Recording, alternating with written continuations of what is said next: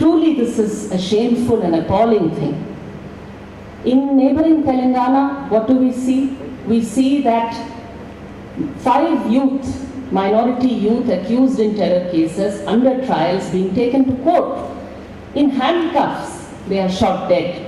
And we are asked to accept that it was necessary, that it was an act of self-defense, that an entire team of police could not overcome 5 boys in handcuffs without shooting them dead.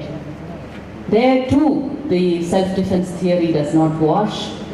And in fact, what has happened in Telangana, what has happened in Andhra Pradesh, these are not isolated instances.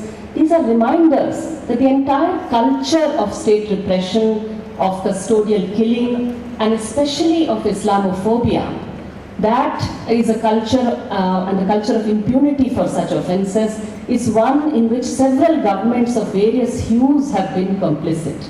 Of course, it has got a boost in the arm by the recent letting off the hook of the BJP President Amit Shah in a series of fake encounter cases, staged encounter, custodial killing cases in Gujarat.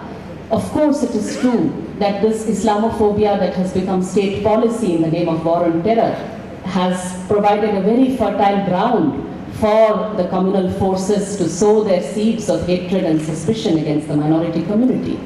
Of course, it has laid a fertile ground for the seeds of suspicion and hatred against all marginalized community, against activists, and for the widespread apathy towards such custodial killings. And yet that apathy is being challenged, yet there are movements against it that give us hope.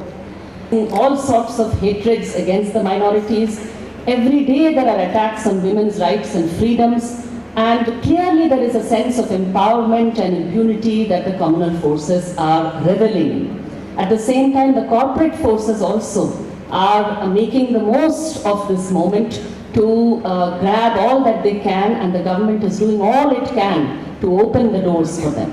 Corporate land grab is being facilitated, both of Adivasi as well as of peasant land. The tobacco barons are being appeased.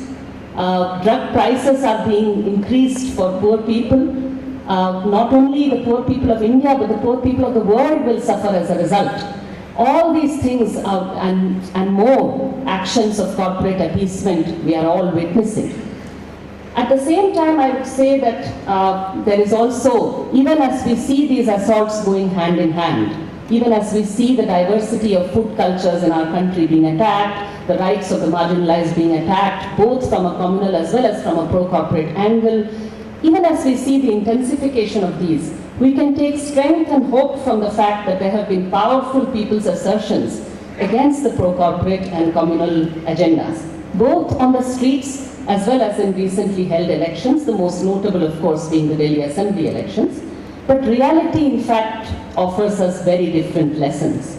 Reality, in terms of the political developments around the world and even in India, offer lessons which tell us exactly the opposite.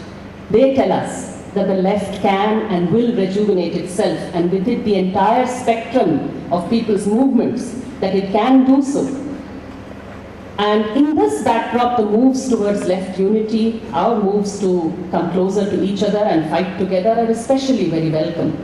The axis of the left's rejuvenation and left unity both lie clearly in our shared struggles and in our spirited, united, independent left assertion in every struggle against neoliberal and pro-corporate policy, in every battle for the freedom and dignity of women, for the freedom and dignity of oppressed castes, and for democracy in all its dimensions, in our ability and will to resist every draconian law, every instance of arbitrary arrests and custodial killings on any pretext, be it in the name of anti-terror, be it in the name of curbing Maoism, be it in the name of curbing smuggling.